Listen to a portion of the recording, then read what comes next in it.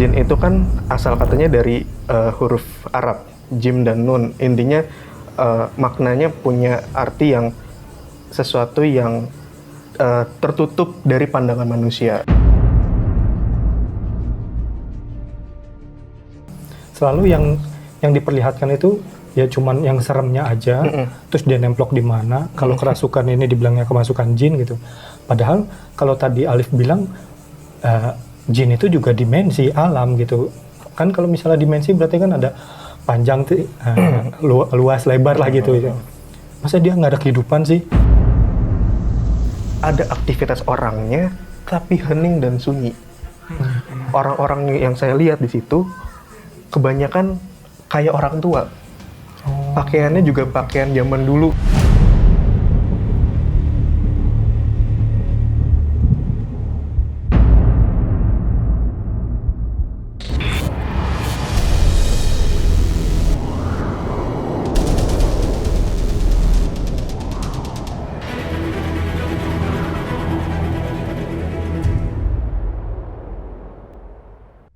Assalamualaikum warahmatullahi wabarakatuh. Waalaikumsalam. Kembali lagi bersama kami di Time Travel Rahayu dan salam sejahtera untuk kita semua. Gimana kabarnya nih? Alhamdulillah baik. Kok penampilannya agak beda kayak di mana gitu? Karena bukan penampilan, tapi kacamata lagi trouble dikit. Kelihatan nih ada sedikit yang berbeda. Ini gitu. ngelihat Mas Anton juga sebenarnya nggak tahu ini Mas Anton atau bukan nih. Burem. Alhamdulillah kabar baik. Mas Anton gimana kabarnya? Kabar baik juga tentunya. Alhamdulillah. Sobat Time Travel gimana kabarnya? Dimanapun kalian berada, semoga selalu diberikan kesehatan dan keberkahan oleh Yang Maha Kuasa. Amin, amin ya Rabbal. Aku udah nonton tuh, Liv. Suggest-nya Alif tentang satu film yang bagus. Oh, oke. Nah, kaget tiba-tiba. Kaget ya. Karena kan Alif beberapa waktu lalu kan bilang, "Nih Mas, ada film bagus nih Mas. Coba tonton deh." Gitu. Iya. Nah, Sobat Time Travel, di episode kita kali ini kita akan sedikit membahas tentang apa yang diceritakan dalam film itu. That's a fantasy too. Nah, ini adalah film superhero rujukan dari Alif.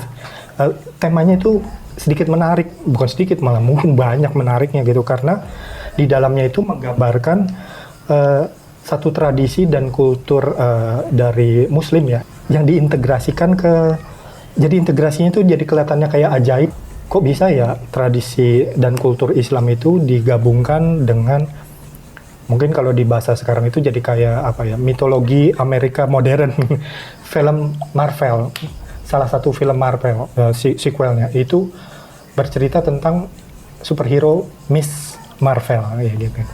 Nah, mungkin Sobat Time Travel juga udah pada tahu ya Miss Marvel itu siapa. Nah, film ini ternyata film superhero perempuan yang punya background Muslim pertama yang ada di MCU ya, Marvel Cinematic Universe gitu. Nah, kekuatan superhero Miss Marvel ini dia mampu mengontrol dan memanipulasi kayak energi kosmik lah gitu ya. Yang ternyata itu berasal dari sebuah gelang yang merupakan peninggalan dari leluhurnya yang ternyata juga keturunan jin. Nah, ini kan menarik gitu ya kan. Mencoba memasukkan konsep-konsep atau tradisi yang ada di Islam itu masuk ke dalam sebuah film. Apalagi filmnya ini film Marvel gitu, yang aku nggak pernah ngebayangin ini ternyata bisa masuk juga ke sini. Keren nih, kayaknya keren banget. Kalau di sana sendiri kan di filmnya itu juga dijelasin tuh bahwa jin ini ternyata adalah makhluk supranatural yang ada dari cerita rakyat yang jauh sebelum Islam itu ada ya kan gitu. Nah, terus udah gitu dia itu punya banyak nama dan punya banyak nama di seiring waktu dan budaya gitu kan. Dan kemudian juga ada yang menyebutnya dia jin, ada yang menyebutnya hantu atau apa kayak gitu ya kan. Tapi kalau menurut cerita di filmnya itu ada sebuah legenda. Jadi ada sekelompok bangsa jin itu yang kemudian dia diasingkan, dibuang di bumi. Jadi dia hampir terjebak lah, bukan hampir ya, udah terjebak di bumi dan dia pengen kembali lagi ke asalnya, ke negeri asalnya. Tapi dia butuh satu alat lah gitu ya, butuh satu media untuk menghubungkan antara dunia manusia sini dengan dunianya dia gitu kan. Nah ini yang coba dia cari ternyata itu kekuatannya ada di gelang itu, Liv. Nah kalau Alif kan udah sering bahas ya, banyak membahas tentang peradaban di masa lalu, juga membahas tentang dimensi di alam yang lain lah gitu. Nah sebenarnya kalau dari pandangannya time travel sendiri terkait dengan jin, dimensi jin itu sebenarnya pandangannya seperti apa sih, Liv? Oke. Bismillahirrahmanirrahim. Ya, saya ngasih saran ke Mas Anton buat nonton tentang Miss Marvel. Dan itu karena temanya walaupun superhero tapi ada tema di dalam logika dasar pembuatan film itu yang mana ngangkat tentang yang tadi tentang alam jin. Jin kalau di dalam Miss Marvel itu ada konsep jin yang turun ke bumi, sekelompok jin yang turun ke bumi. Mereka berwujud sebagai manusia dan hidup di tengah-tengah manusia, punya anak juga, punya keturunan, punya pekerjaan dan lain sebagainya. Tapi mereka juga punya kemampuan super juga, dan mereka pengen pulang tapi nggak bisa karena butuh alatnya itu yaitu gelang. Terus juga alamnya itu di film Miss Marvel dinamakan alam Nur kalau nggak salah. Intinya logika dasar dari film Miss Marvel itu tentang dunia jin, yang mana pemahaman orang-orang Marvel tentang jin adalah seperti itu. Tentu aja pasti digabungkan dengan kreativitas dan lain sebagainya, itu udah pasti akhirnya jadi film superhero.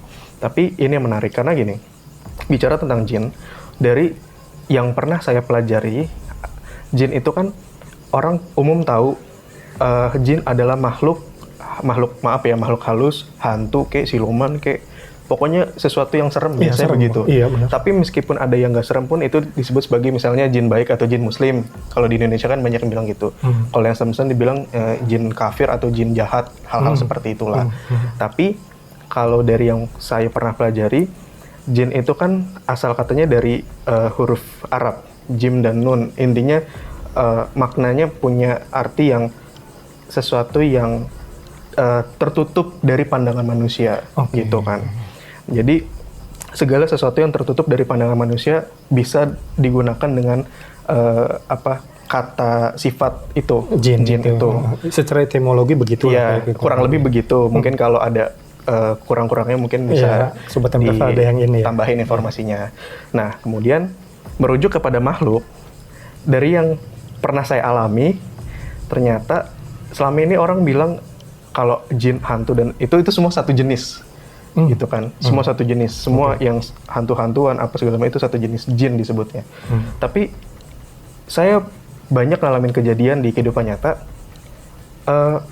ternyata apa yang kita tidak bisa lihat tapi entah bagaimana bisa dilihat dengan mata hati, ternyata orang yang dimaksud dengan jin itu bukan hanya satu jenis makhluk, tapi bisa jadi banyak jenis atau banyak bangsa dari hal-hal yang di luar manusia, Mas.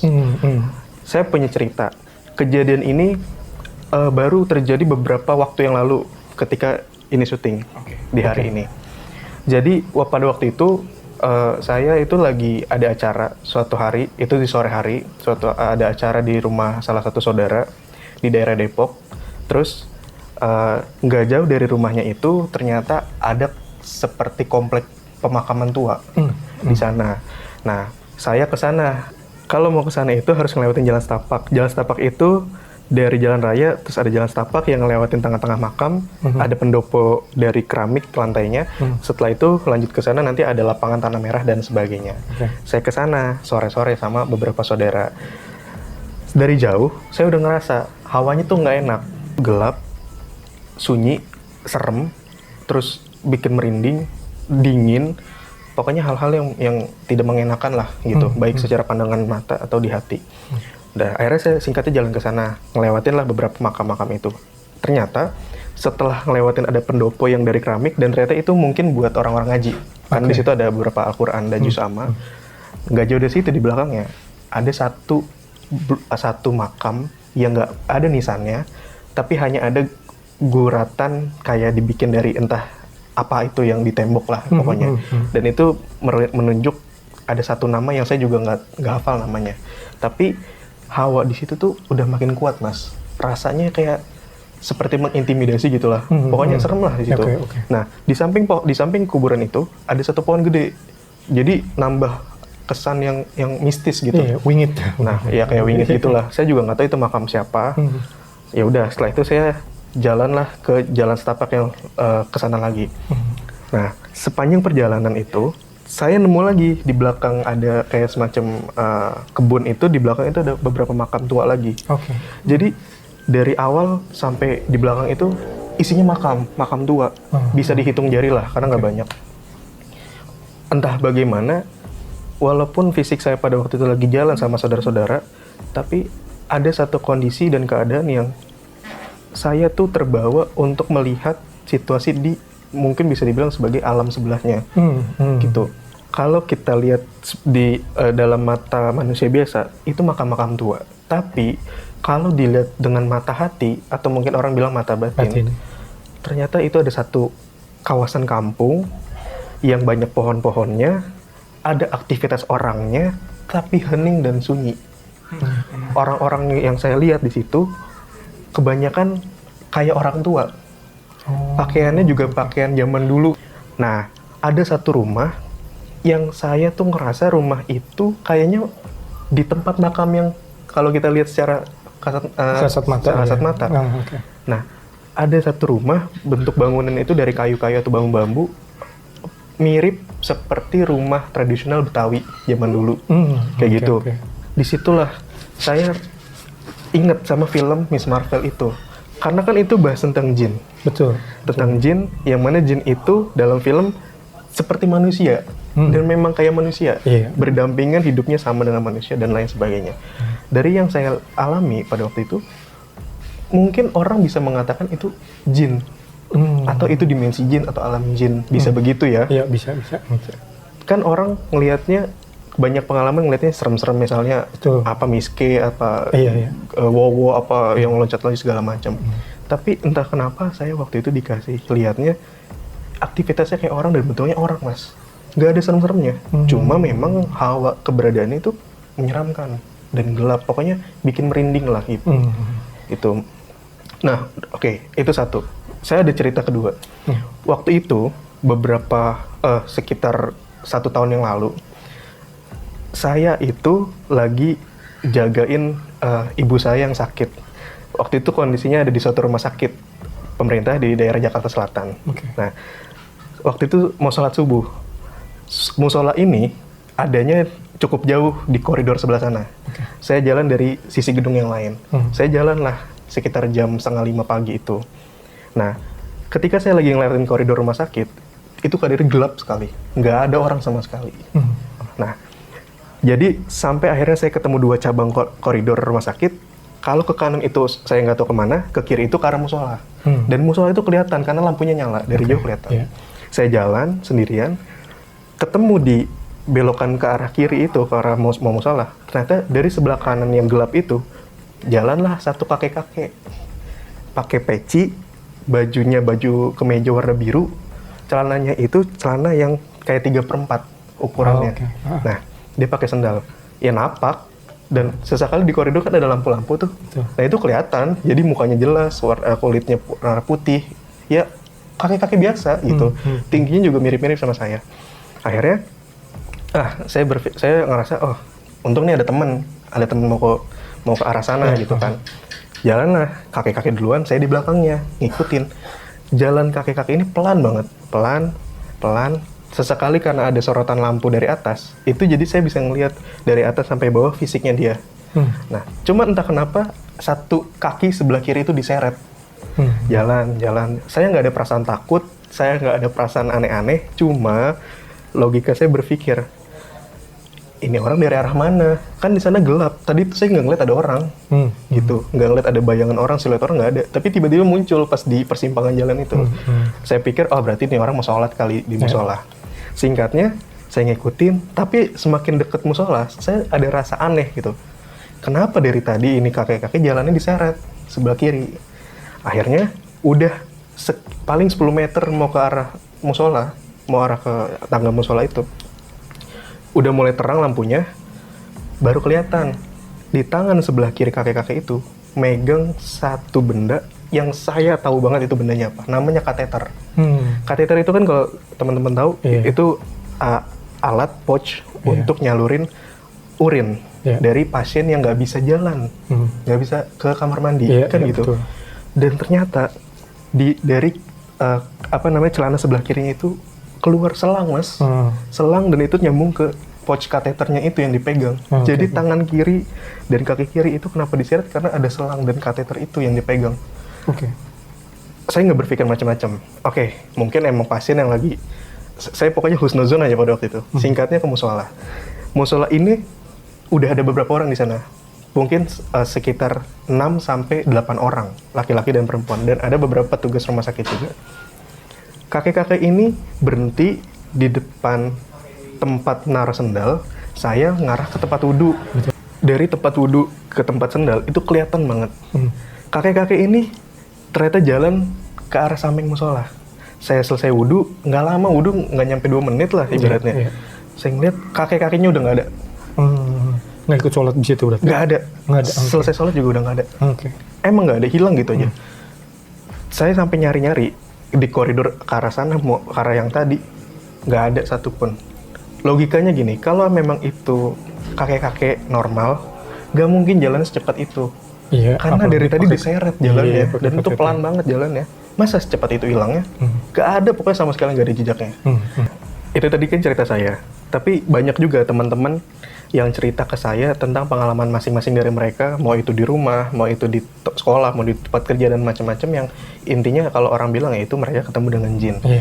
Bahkan sampai ada teman-teman yang suka bertualang ke alam, itu juga ketemu dengan kampung jin, kerajaan jin lah, apa segala macam hal-hal seperti itu.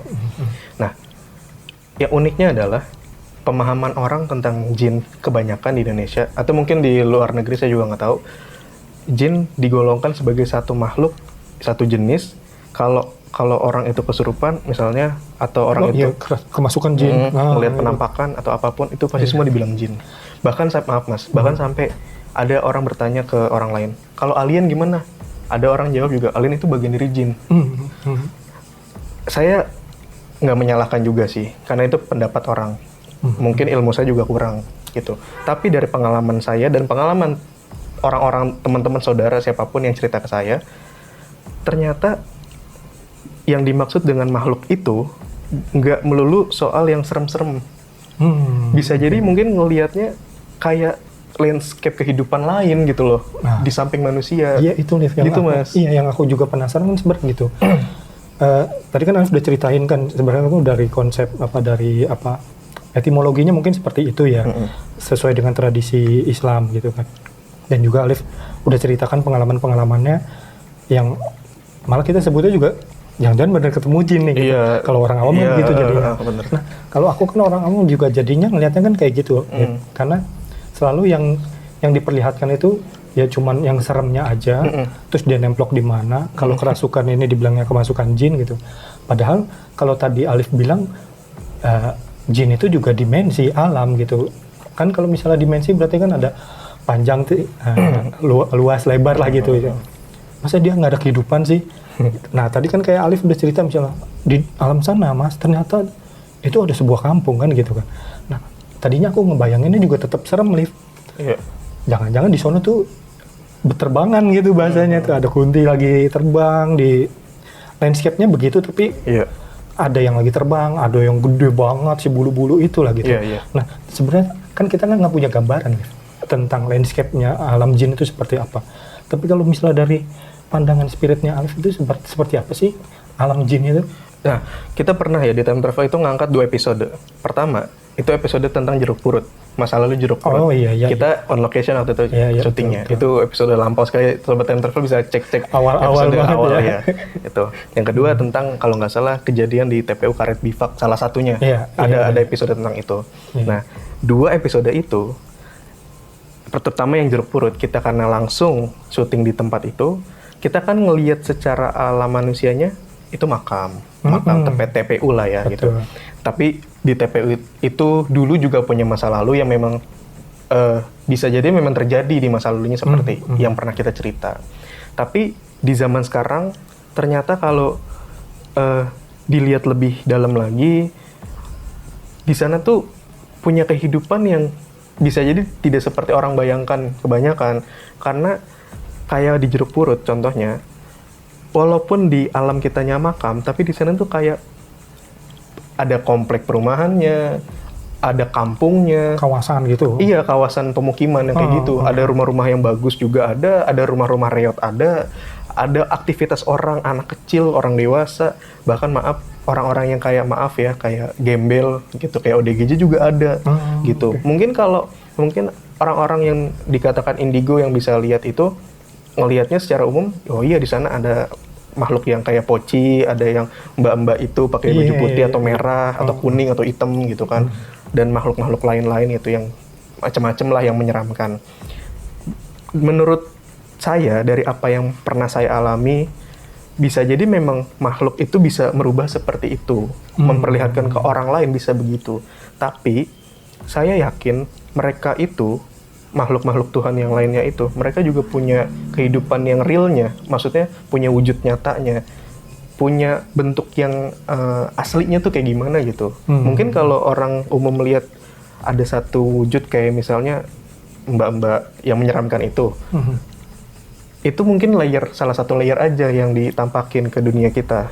Jangan-jangan kalau kita bisa dapat akses untuk lebih dalam lagi ngelihatnya, masuk ke dunia dia. Mungkin dia juga punya rumah.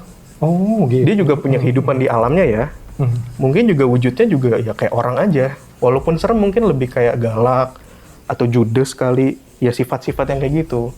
Mungkin dari sifat itu di alamnya mereka akhirnya mewujud ke alam manusianya yang orang bisa lihat tuh jadi menyeramkan, mungkin begitu. Karena saya juga pernah ngalamin hal itu ya, salah satu di Jeruk Purut juga kayak gitu. Dan juga dari balik lagi ke etimologi tentang jin, itu sesuatu yang tertutup dari pandangan manusia. Orang umum mengeneralisir semua yang tak terlihat adalah bangsa jin. Iya, yang serem-serem itu doang. Iya. Bisa jadi jin yang dimaksud itu banyak turunannya gitu loh. Jadi jin hanya sebagai identifikasi aja. Mungkin di dalam jin itu hanya sebutan gitu loh. Jangan-jangan di dalamnya ada bangsa ini, ada bangsa peri, kayak ada raksasa, kayak macam-macam lah. Mungkin siluman juga salah satunya. Tapi bukan yang mengeneralisir berarti kan si jin ini berarti bahwa semua bangsa itu kayak begini aja udah gitu. Iya. Bukan begitu. Kalau kita pernah cerita masa-masa dulu, itu kan manusia itu hidupnya berdampingan sama banyak bangsa, banyak makhluk. Mungkin mereka disebut sebagai jin secara general karena nggak kelihatan di zaman sekarang. Mungkin bisa begitu, Mas. Gitu. Nah, hubungannya sama film, makanya gini, logika dari film Miss Marvel itu, jin digambarkan sih seperti orang yang hidup normal, walaupun kelompok jin ini berasal dari luar bumi, bahasa gitu. Tapi ketika di bumi pun mereka punya petanya sendiri tuh. Ada kan satu scene itu yang menunjukkan ini peta manusia, peta buminya manusia, ternyata pas dirubah cahayanya itu ada petanya mereka gitu. Jin, Jadi seringkali kita cerita tentang dimensi yang berlapis, alam yang berlapis dan lain-lain gitu. Jadi ya itu sih yang kira-kira bisa saya ceritain. Nah, di film itu juga kan yang menarik nih, menarik ternyata dari bangsa jin itu sendiri juga bisa punya keturunan yang sampai ke si superhero-nya juga yang sekarang ini. Kan manusia nih Liv gitu kan. Ini gimana ya sebenarnya, sangat mungkin kita nih yang di masa sekarang itu manusia ini bisa mungkin keturunan-keturunan dari bangsa jin juga dong kan? Kalau di zaman dulu yang pernah saya dikasih lihat, ternyata manusianya seperti kita, itu seringkali berhubungan dengan makhluk-makhluk atau bangsa-bangsa yang lain. Yang sekarang itu nggak kelihatan. Karena seperti ada tabir yang memisahkan. Nah, kalau dalam kisah wayang, salah satu contohnya, itu kan seringkali ada tokoh-tokoh pewayangan itu menikah silang dengan bangsa-bangsa lain. Nah, akhirnya melahirkan generasi berikut-berikutnya. Nah, Liv, Sobat Time Travel, karena ini masih pembahasan masalah jin, aku ada satu literasi lagi nih. Nah, kebetulan itu literasinya ini datang dari Nusantara itu sendiri lah. Nah, ada satu tempat yang konon dinamakan karena mungkin dulu ada legendanya yang erat kaitannya dengan bangsa jin ya. Nah, itu ada beberapa pulau, mungkin ada kayak sekitar 3 di bagian Indonesia bagian timur. Salah satu pulaunya mungkin namanya Pulau Jeudin ya kalau nggak salah ya.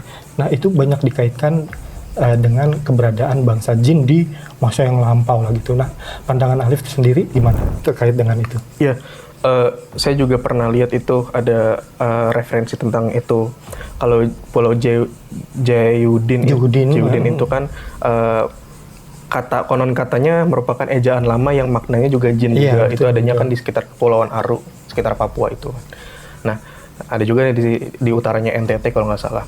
Terus di tempat itu, menurut saya sih ada ceritanya. Nah, cerita itu adalah bagian dari legenda yang ada di masa lalu di kawasan sekitar tersebut gitu. Jadi mungkin ada hubungannya dengan nama pulau tersebut. Gitu. Ada kaitan betul ya, Iya. kaitan eratnya gitu. Mungkin menarik lah kali ya kalau kita angkat lagi ya. Gini. Iya, menarik sih sebetulnya.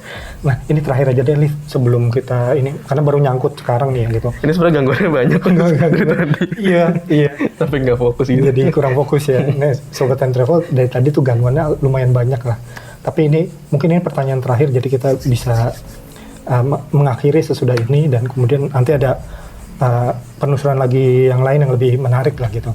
Ini terakhir aja karena baru nyangkut sekarang gitu. Jadi aku pernah ngeliat ada satu judul konten yang ada kaitannya juga dengan ini gitu. Jadi terkait dengan seorang nabi yang menutup pandangan manusia terhadap dunia alam gaib ini. Nah, sebenarnya ada juga nggak sih alasan-alasannya kok ditutup ya? Kalau nggak ditutup kan akhirnya kan kita jadi ada tahu lah ya gitu. Kita bisa sama-sama ngelihat, bisa sama-sama mengeksplorasi sendiri bahwa tidak ada lagi apa istilahnya berbagai macam cabang menanggapi konsep jin ini gitu. Coba gimana pandangan? Sederhananya gini, saya pelajari dan saya yakini semua yang terjadi di alam semesta, terutama di muka bumi, itu pasti ada maksud dari Yang Maha Kuasa. Betul. Entah dengan perantara siapapun, nabi, utusan, macam-macam. Jadi saya nggak bisa jawab. Jadi episode yang lain berarti Sobat Time Travel, karena menarik ini. Apa ya alasannya ternyata kita akhirnya ditutup penglihatannya itu? Mungkin itu jadi apa kita ditutup atau memang ada cerita yang lain yang lebih menarik. Dan mungkin juga cerita dari Indonesia bagian timur itu di mana ada satu pulau yang dinamakan sesuai dengan ceritanya di masa lalu, legendanya yang terkait dengan dunia jin. Mungkin sampai di sini dulu ya Sobat Time Travel. Semoga ini bisa memberikan keluasan kita tentang konsep atau cerita tentang jin lah gitu. Nah, mungkin Miss Marvel ini juga salah satu sudut pandang melihat dunia jin juga, tapi dari angle yang populer dan mungkin hiburan lah ya kali gitu ya.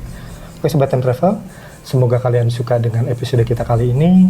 Tetap like, share, comment, and subscribe untuk selalu terhubung dengan video-video kita yang terbaru. Sampai kita bertemu di penelusuran selanjutnya. Wassalamualaikum warahmatullahi wabarakatuh.